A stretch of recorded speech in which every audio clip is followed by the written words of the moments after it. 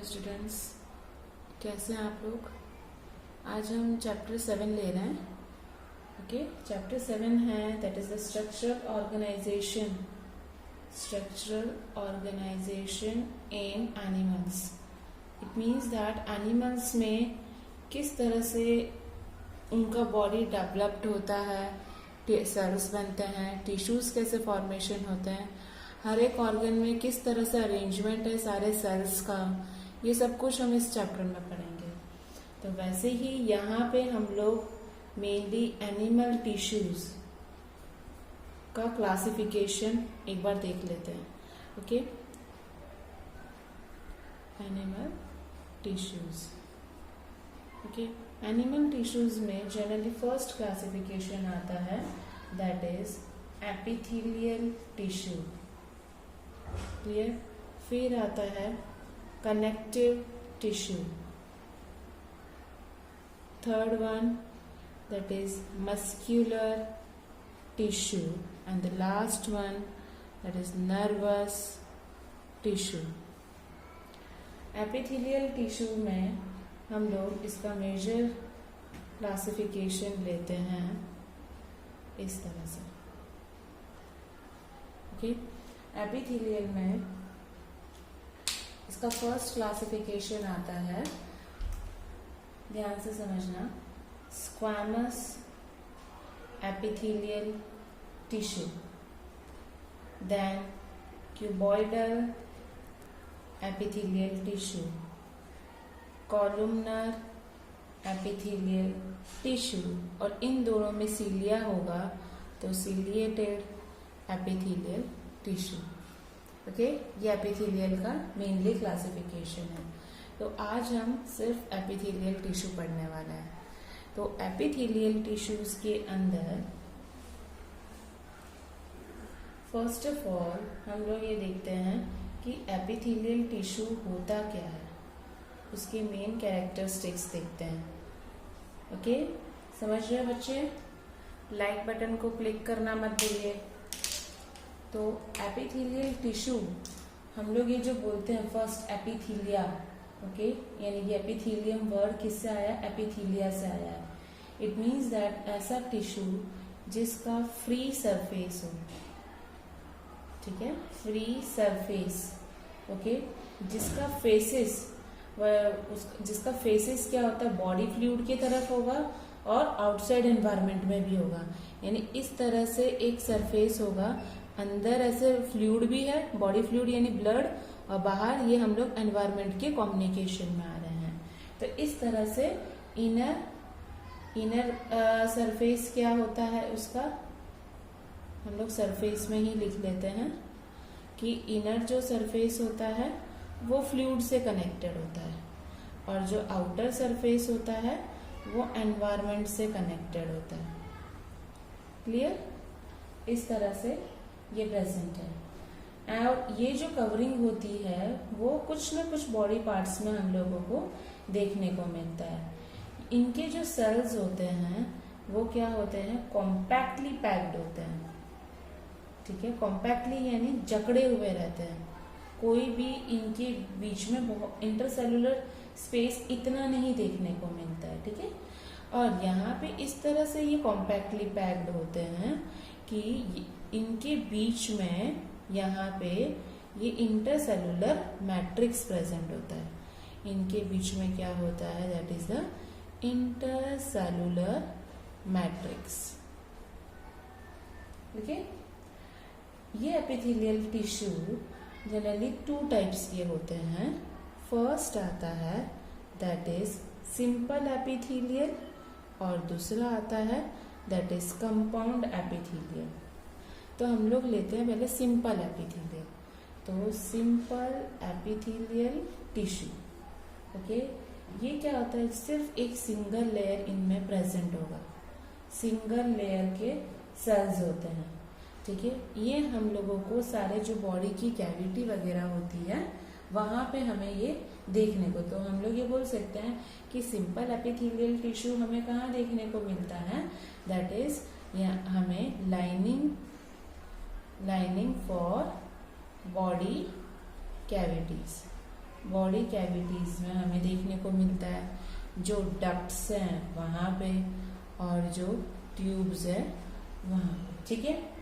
जो compound epithelium होता है, ठीक है, वहाँ पे क्या था, यहाँ पे सिंगल लेयर था, तो ये होगा मोर देन 2 लेयर्स। तो कंपाउंड एपिथेलियल टिश्यूज में आता है more than 2 layers, more than 2 layers. Okay, ये एक प्रोटेक्टिव फंक्शन करता है, प्रोटेक्टिव फंक्शन का काम करता है ये। ओके, एंड ये हमारा एक तरह से स्किन का काम करता है। जो हमारा जो स्किन होता है वो क्या होता है, कंपाउंड एपिथेलियल टिश्यू होता है, ठीक है। ये आपका एक नोट्स की तरह से प्रिपेयर हो गया है एपिथेलियल टिश्यू का, जो हम लोग पढ़ रहे हैं। ओके, अब हम लोगों ने यही एपिथेलियल अभी और डिस्क्रिप्शन में पढ़ते हैं कि उसका जो फर्स्ट टाइप था एपिथेलियल का, कौन सा था, that is squamous epithelial tissue, squamous epithelial tissue, ठीक है। अब यहाँ पे है कि squamous epithelial that is single thin layer, okay, flattened sailed होते हैं, ऐसे चपटे हुए सेल रहते हैं, सिंगल लेयर में हम लोगों को एक ही तरह से देखने को मिलता है ये, ठीक है। इनकी जो सरफेस होती है इस तरह से सिंगल लेयर में इरेगुलर बाउंड्रीज होती है, इरेगुलर बाउंड्रीज। तो हम लोग ये भी बोलेंगे इरेगुलर बाउंड्रीज इनकी प्रेजेंट है।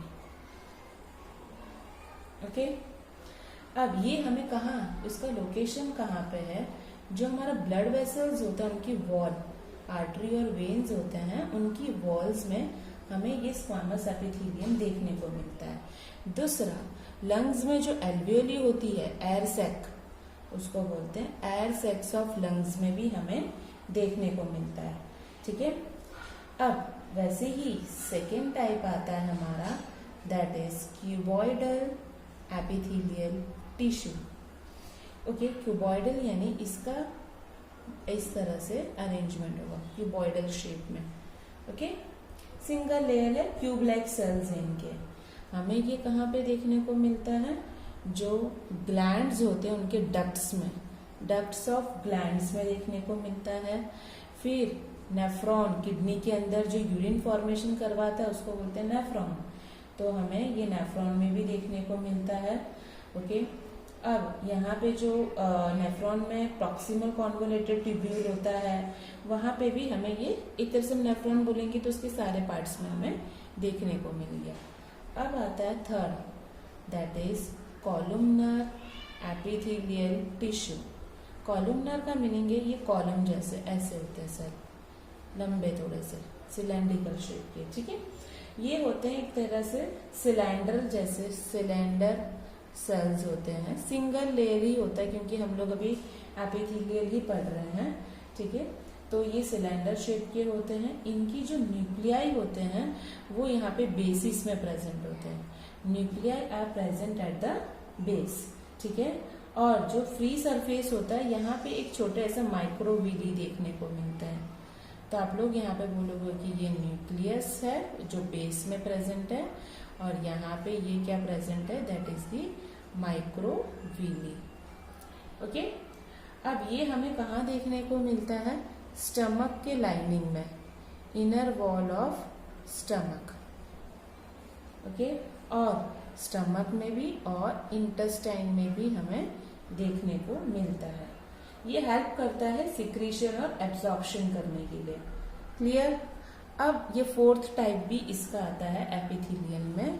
सपोज यहाँ पे क्यूबॉइडल सेल है, ओके, या हमारा कॉलमनर सेल है, इसके ऊपर ऐसे सीलिया निकले हुए रहते हैं, तो उसको हम लोग बोलेंगे सीलिएटेड एपिथेलियम। तो हमारा जो फोर्थ टाइप आता है that is ciliated epithelial tissue. Okay, तो इसका इसमें ये होता है कि जो फ्री सरफेस होता है कॉलमनर या क्यूबॉइडल का, उसमें सीलिया जैसा अपीयरेंस होता है जो हेल्प करता है ऐसे मूवमेंट करने के लिए, ठीक है। और इनका जो इनर सरफेस होता है वो होलो ऑर्गन्स लाइक वो हेल्प करता है, ब्रोंक्यूल्स वगैरह में हमें देखने को मिलता है। ब्रोंक्यूल्स क्या होता है? ब्रोंक्यूल्स ये है ब्रोंकाई, ये इस तरह से ब्रोंक्यूल्स, ये हमारा लंग्स है, ठीक है, इसको हम लोग बोलते हैं ब्रोंक्यूल्स। और यहाँ पे एल्वियोली, एयर सैक बोला था ना, उसको हम लोग बोलते हैं ऐसे एल्वियोली। तो हमें ब्रोंक्यूल्स में देखने को मिलता है और फैलोपियन ट्यूब्स में। What is fallopian tubes? Suppose ये हमारा ओवरी है, ये है ओविडक्ट भी फैलोपियन बोलते हैं, और ऐसे, ठीक है। तो ये होता है फैलोपियन ट्यूब्यूल। तो फैलोपियन ट्यूब को हम लोग क्या बोलते हैं? ओविडक्ट भी बोलते हैं। क्लियर? अब नेक्स्ट है, ये हम लोगों ने अभी एपिथेलियल ही पढ़ना है, ठीक है। एपिथेलियल टिश्यूज में क्या होता है? जो कॉलुमनर और क्यूबॉइडल सेल्स, कॉलुमनर एंड जो क्यूबॉइडल सेल्स होते हैं वो एक स्पेशलाइज्ड सिक्रीशन करते हैं, करते हैं, ओके। तो उसको हम लोग बोलते हैं, दैट इज, उसको हम बोलेंगे ग्लैंडुलर एपिथेलियम, उसे हम बोलेंगे ग्लैंडुलर एपिथेलियम। और यही ग्लैंडुलर एपिथेलियम कितने 2 टाइप्स के हमें देखने को मिलते हैं। एक आता है यूनिसेलुलर, ठीक है, जिसमें हम लोगों को ये बहुत ही सारे ऐसे ग्लैंडुलर सेल्स देखने को मिलेंगे, ओके। और ये हम लोगों को कहाँ पे देखने को मिलता है? ये ग्लोबुलेट सेल में। What is goblet cells? Chapter 16 में पढ़ाया है हमें। एलिमेंट्री कैनाल में हमें माउथ टू एनस होता है ना, वहां पे ये ग्लोबुलेट सेल्स होते हैं, तो वहां पे मुझे ये देखने को मिलता है। क्लियर? नेक्स्ट यहाँ पे दूसरा टाइप है मल्टी सेलुलर, ठीक है, ग्लैंडुलर एपिथेलियम का। ये हम लोगों को कहाँ पे, ये एक ही सेल होता है, तो यहाँ पे क्या है? क्लस्टर यानी group of cells, cluster of cells में हमें देखने को मिलता है। और इसका लोकेशन है that is salivary glands, okay. Tongue और माउथ में जो सलाइवरी ग्लैंड होता है टंग के नीचे, वहां पे ये हमें multi cellular glandular epithelium cells देखने को मिलता है, ठीक है। अब किस तरह से ये जो ग्लैंड्स होते हैं वो सिक्रीशन करते हैं, ठीक है। According to the glands secretion, बेटा ये सब नोट्स बनाते रहना। According to the gland secretion क्या होता है? ग्लैंड्स 2 टाइप के मेजरली डिवीजन होते हैं, ठीक है, दैट इज एक्सोक्राइन, और दूसरा आता है that is endocrine. Clear? Exocrine में हम लोग पढ़ेंगे कि एक्सोक्राइन क्या करता है? म्यूकस रिलीज करवाता है, सलाइवा रिलीज करवाएगा, या ईयर वैक्स, ऑयल, मेल, ठीक है, डाइजेस्टिव एंजाइम्स, बहुत सारे ऐसे रिलीज करवाता है। कहाँ से? थ्रू डक्ट्स और ट्यूब से ये रिलीज करवाएगा, ठीक है। अब ये जो एंडोक्राइन ग्लैंड्स होते हैं उनमें कोई भी डक्ट्स नहीं होते, डू नॉट हैव डक्ट्स, कोई भी डक्ट्स नहीं होते हैं। ऐसे डक्ट्स का मीनिंग है स्मॉल ऐसे ट्यूब्यूल लाइक स्ट्रक्चर, उसमें कोई डक्ट्स नहीं है। डायरेक्टली ये क्या करते हैं? ब्लड स्ट्रीम में चले जाता है। तो ये क्या रिलीज करते हैं? सिर्फ हॉर्मोन्स रिलीज करेंगे, और वो डायरेक्टली कहाँ पे जाएगा? ब्लड स्ट्रीम में जाएगा, क्योंकि डक्ट तो है नहीं, तो डायरेक्टली इनटू दी फ्लूइड यानी ब्लड, ठीक है। तो इतना हम लोगों ने अभी क्या पढ़ा? सिंपल एपिथेलियल टिश्यू, ठीक है। अब सिंपल के हम लोगों ने दूसरा अब हमें पढ़ना है, दैट इज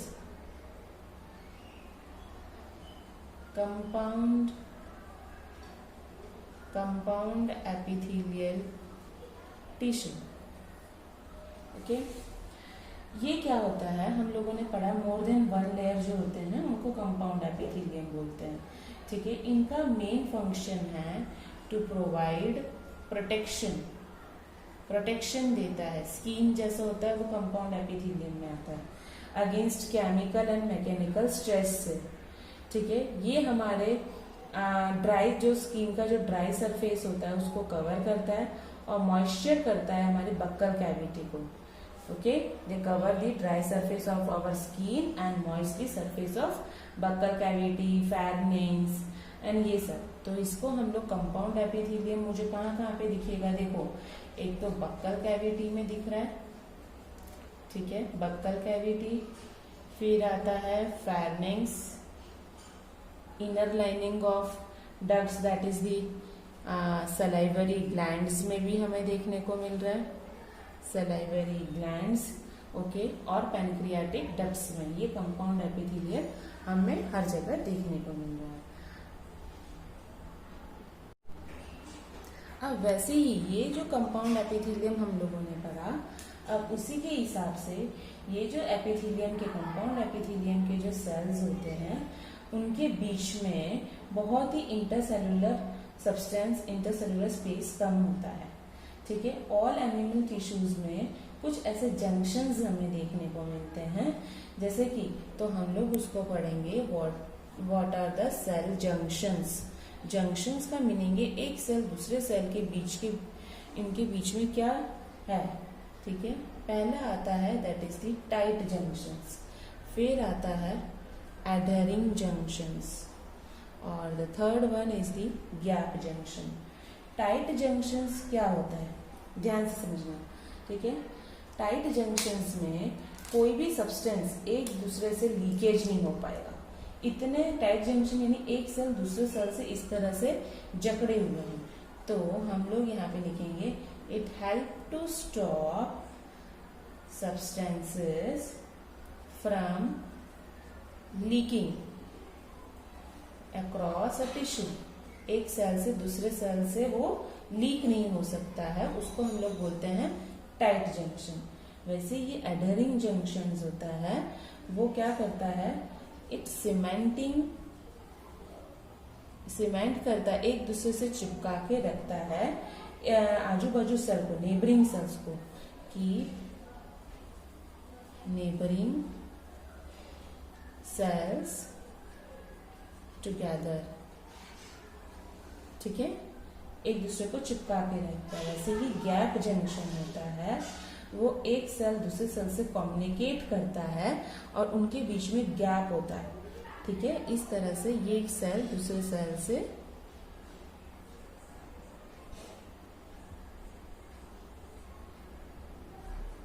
ऐसे करके गैप होता है। ठीक है, तो ये जो गैप जंक्शन हम लोगों ने पढ़ा है वो है, तो गैप जंक्शन क्या है, सेल्स एक दूसरे से कम्युनिकेट करते हैं, सेल्स टू कम्युनिकेट, ठीक है, which each other by connecting, एक दूसरे को जोड़ रहा है।